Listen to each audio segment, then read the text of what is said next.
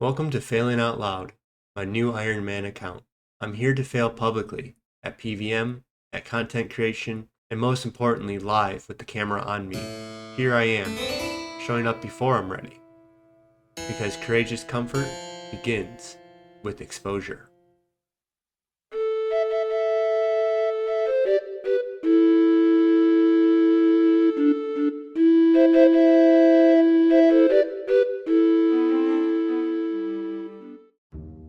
But yeah, pretty soon this is just going to be my routine of playing this game while streaming, and there's just going to be these realizations that I can just play the game and interact how I interact, and it's just not going to be that big of a deal.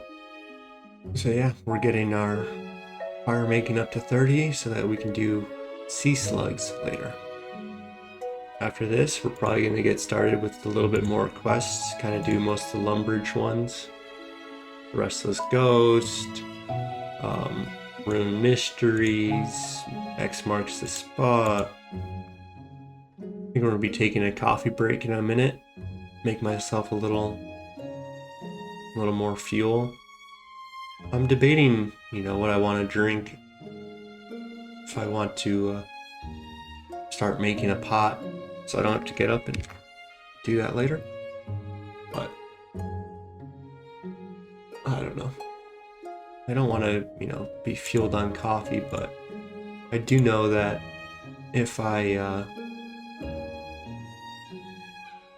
make myself coffee with a little bit of sugar, I'm super energized and I can't stop talking, and I can really get my introspection extroverted. It comes out into the world. I have certain understandings of things that that don't come out when I get into a coffee and I have this unlimited energy feeling. My mind just fires on all cylinders, and it just starts and but it connects to everything. It's not that it's out of control. Maybe it is out of control. But my point is that it really keeps you focusing, and you're just kind of engaged. But you go into just your mind. That's how I frame it. Coffee sugar combination can really turn my mind into my voice. Otherwise, when I'm a little bit more relaxed, a little more chill, just look and get lost looking at this tree. Or someone took the time to build every single part of this, that each one of these is a little pixel. It's like my mind just kind of sees a little beyond. And so when I'm in coffee mode, I'm more of less observant and more talkative. And when I'm not, I'm more observant and you can call that distracted, but that's just, I'm not looking at this and thinking of the maple. I'm just kind of looking at it. Sometimes if it's like, wow, there's no words coming out. It's just this feeling of how does that exist? Like you can think of how a maple tree exists, and then we go and mimic it on a video game that mimics an old time that has it's just how it all added up until right there. It's just like this magic that I like to appreciate. Like that we think so symbolically as a species, even, of like, this represents our stories, these mappings onto the real world. But we all think with these stories, they're all just our very understanding of everything. It's through this language that we share together. It's, how did it form? It's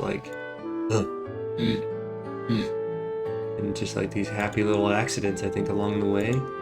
Or was it some type of weird divine inspired thing going on? Like, what was the first word ever spoken? Like, was it just like a dog bark? You know what I mean? Or like a chimpanzee, like they can kind of grunt, like a baby can, like, without language, it's able to communicate what it wants, and you kind of understand it, right? And so just building on that baby logic as you get older, it can kind of you can become slightly more expressive at getting what you need. And I think eventually that just turned into language somehow, and it became a shared thing.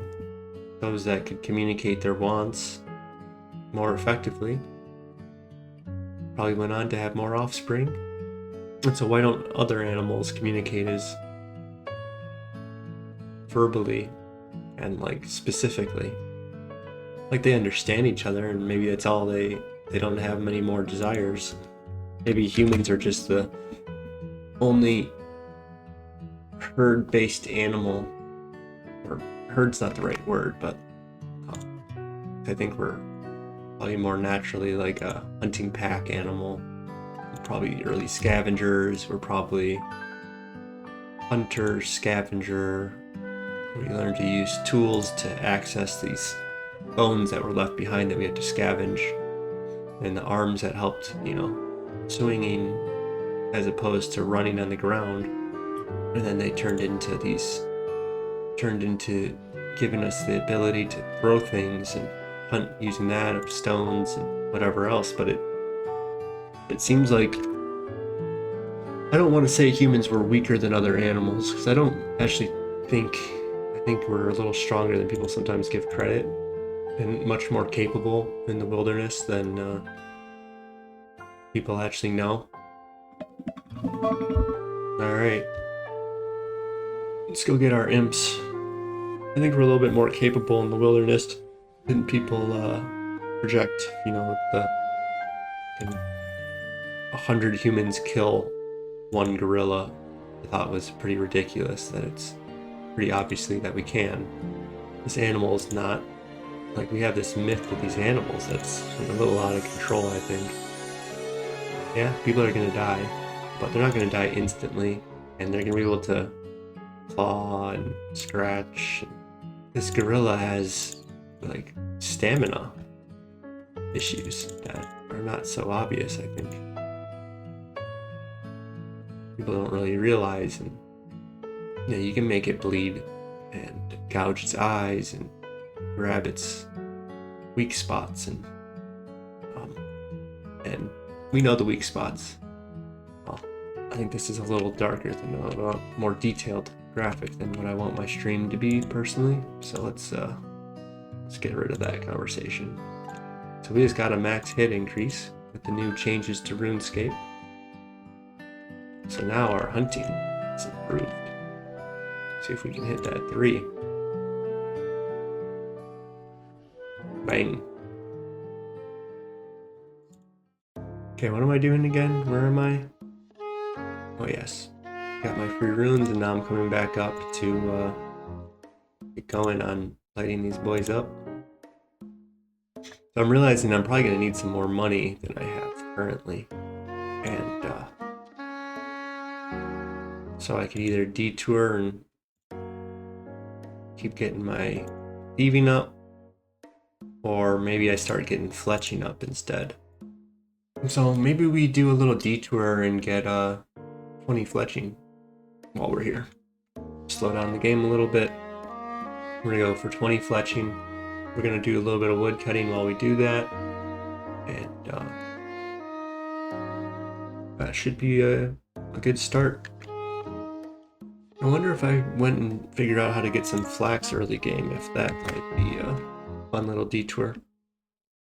There's Land's End on Zaya. I think I can get to Land's End. X marks the spot, and then I think you can just boat there.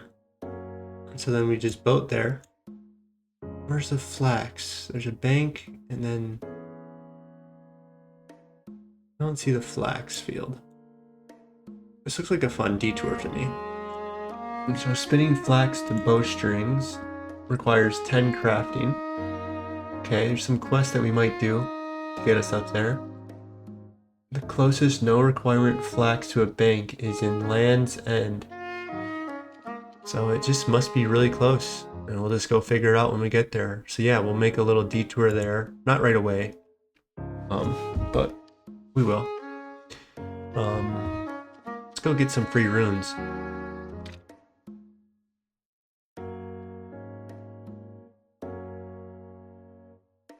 Well, apparently I came right.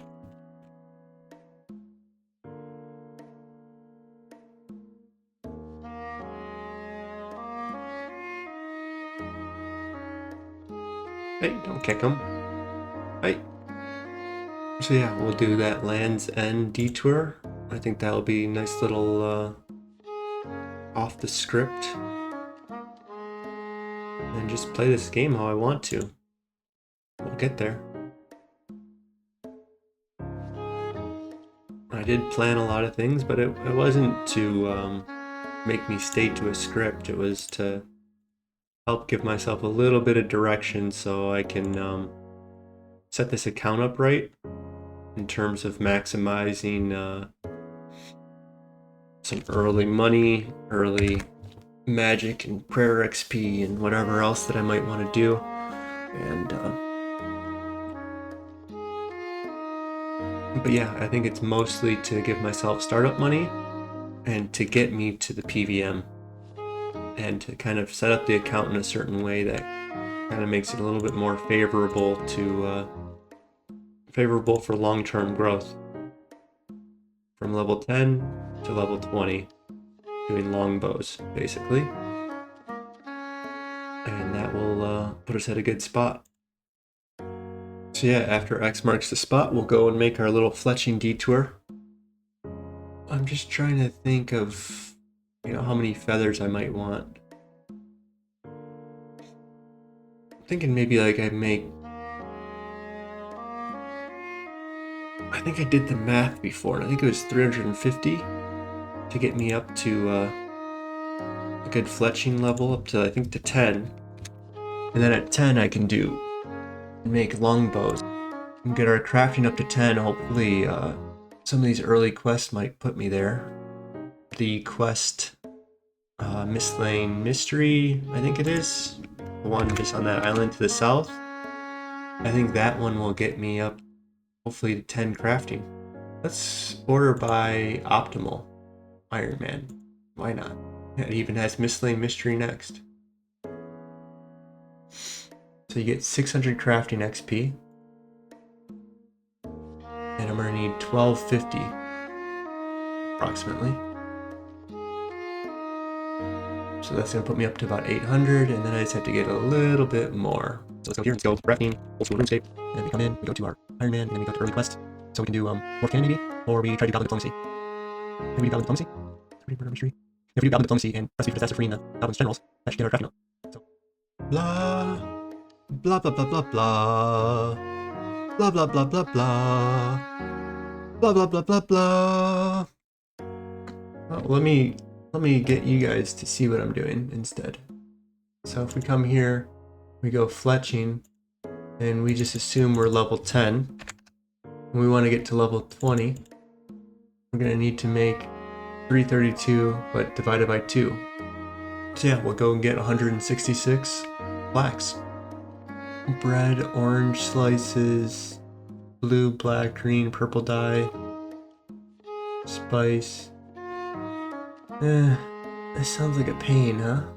I mean, what if we did cowhides for fun? We can start making leather boots. It's about 16 each one. Okay, let's just do 14 XP each one. Let's go crafting. And let's just add another 600 to this, so 825. And then our target level is 10. Okay, why did I make it such a big deal, huh? So let's just do leather boots. We just need 21. So you literally just have to go kill 20 cows. That's the plan. But yeah, so see, my plan was falling apart. I wanted to make this detour. was making it more complicated than it needed to be. And oftentimes, if I didn't have someone in front of me, I would have just possibly given up on it, like this idea that I had. But now that I have an audience, I say something, I don't want to back down from it. I want to see if I can figure out something that works for me on the fly, in front of people. And I definitely have had my moments of being very good at doing that, typically one-on-one with someone that I know and trust, and we're working together on something. There's no competition, and there's no, I think I know they know who I am, so I just don't, I'm just connected with them in a certain way that feels like it just doesn't matter if they see me vulnerable or not. Made my detour, saw that it was a little more complicated than I had thought, but then I just remembered that this is RuneScape, and there's many, many, many ways up the mountain path, I don't know. Making these elaborate, perfect plans where you're doing all these quests into this one, into that one, they often give me headaches, but I like to find a path that I like. That I'm not going and trying to do the optimal quest guide and just get it all out of the way and then I'm done with that chapter. I like to go at my own pace and pick the quest that I want to do for specific reasons, and to use my intelligence and brain and not just rely upon the community to have it outlined for me that I want to do it in the order I want to do it. This is the game I'm playing, and there's a balance of like, am I gaming or am I just planning you're no longer playing the game if it's all already done in your mind. Like you're no longer exploring the game, you're just kind of acting out the game that you've already made. So the actual play part of it is gone. There's no play. Like you gotta have some play in it, It's not to play is to kind of go a little bit out of the routine, I think. So you go and shoot hoops. You're not really playing if you're drilling, So there's like a difference. Playing RuneScape, not on a script. So I don't really feel like I'm playing RuneScape if I play with an optimal guide, or if I play with someone else's guide. When I'm finding my own path, So play has like an element of fear and vulnerability in it. Animals, when they play, they kind of show their belly, and it's got to be known that it's for play. It's not for real. They get to kind of test their abilities and their reflexes out, and so a lot of kid play is doing that, but testing out their social abilities, right? Kind of getting to expand their social abilities. And, I think an adult who thinks he's above kids and doesn't play is someone that lost touch with their inner child, and their inner child is their inner spirit. And that inner spirit, the ability to play, to be vulnerable, to not take things as serious, to kind of just want what they want, and kind of be unapologetic. And you have to realize that there's this opposing force to that spirit, and that's our civilization's rules that are there to, in a perfect world, they're there to set up the boundaries and make play even possible, that, there's not a bear coming in and there's actually room for play. There's a playground. So that's the way I see it, at least. It's that, there's a song I really like by Cat Stevens, Where the Children Play. That's kind of one of my most important images or values, or however you want to express that. This what are we doing everything for? And I think it's so the kids can play. We'd be better off if we also demonstrate to the kids how to play. I want to kind of reunite with my inner child a little bit more, and to go against that opposing force, which is what I was trying to get to earlier, is that, our social conditioning gets rid of play. And so finding that balance, that's everyone's journey in life, I think, is, seeing all the rules and learning to play with them a little bit, and figuring these things out on the fly. And so I think that's kind of one of the main issues of our world right now, is all this social pressure and rules, and you're not supposed to do this, you're supposed to do that. And so anyone that's kind of out playing is kind of, I don't know if ostracized, or they kind of, people look down on them, or whatever it is, right?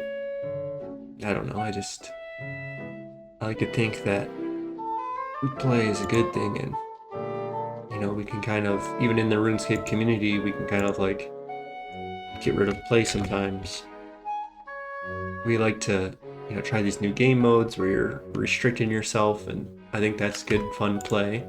What I'm talking about is more like, you don't need to have a fire cape, bro, and like all these making fun of the newbies. And I think it's good fun and encourages people to grow. So it's hard to really balance everything out and know what the right answers are and everything, but I think we all play the game very similar to each other, that we kind of got the game figured out, and so we kind of sometimes find ways to unfigure the game out by making these restricted accounts and reuniting with your inner child of like, oh, well, this does this and this, and then we can do this now, and then this, and then you kind of lose at the game sometimes of like, oh, I didn't think that one out, and there's like an element of risk that you're doing while you're playing, and that's what I lost. My inner child can sometimes just be, know that he's about to be made fun of or whatever, and he just knows what people think. So like when you're playing and you know what everyone thinks, it's kind of like, it's not as fun anymore. And so that's why kids are amazing, is because they don't have all the answers yet. And so when you're playing with them and they're exploring, and it can be so fun with them. But then they start, doing repetitive things because you start training them of like laughing at this and doing that. And so when you're playing with a kid and you start noticing that they're kind of going into these patterns of these comfortable, safe games, don't discourage that either, but you kind of just express to them that you don't like the game that much. Hey, I want to play a new game. Well, what if we did this? And you kind of help guide them finding better games and pushing their boundary a little bit. And I think that's kind of the key to life. So if I think that's the key to life, that's kind of what I'm doing here, is I'm trying to figure out how to play again, and be at ease with things, and to just engage and play. Like, I'm literally playing a video game, but I really love to play it and to optimize, and I'm finding all these different paths, and I don't always play this game. And my little detour to do the fletching grind and kind of like not having it all figured out, and kind of stumbling on how to engage with this chat, it's kind of just this current moment. Well, we were on the topic of play, and to me this song is play. So all the songs I have on here were I specifically picked for certain effects, basically. I kind of can see these they give me these certain senses of emotions and feelings, and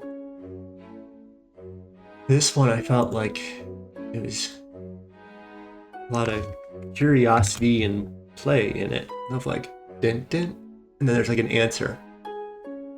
It's like a question and answer going on this whole time, and I don't know much about music theory and whatever else, but I know what songs kind of like how they make me feel, and then I can kind of put in words to my feelings. And so this one's, I think about like discovery and like curiosity and play. And so yeah, play and boundaries is what I think life is really about, if you ask me, um, which is expansion and constriction.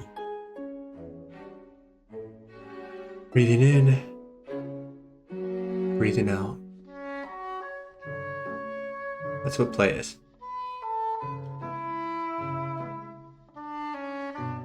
Play and boundaries. Slow and steady. Not making much progress, but I don't think that's what my focus is on. My focus is more on the growth of me, and it's to relax while I'm streaming and to play along. And as you can see, once I started Firemaking, just going to 30, it was so much more easy for me to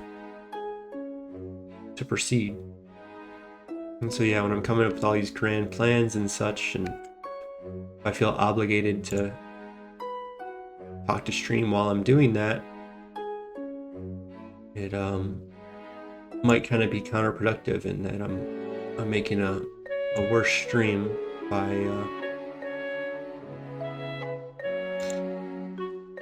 doing that. It's like you're entertaining the stream instead of playing for the stream. And so yeah, I'm not here to entertain. I think I'm here to play, and I think that's gonna have its own consequences. Of me playing is gonna have the consequence of hopefully being entertaining, is what I'm trying to communicate. That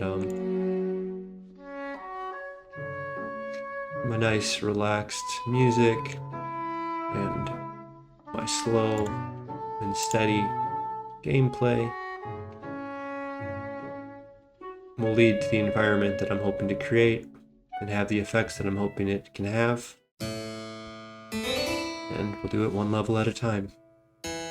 So let's push on.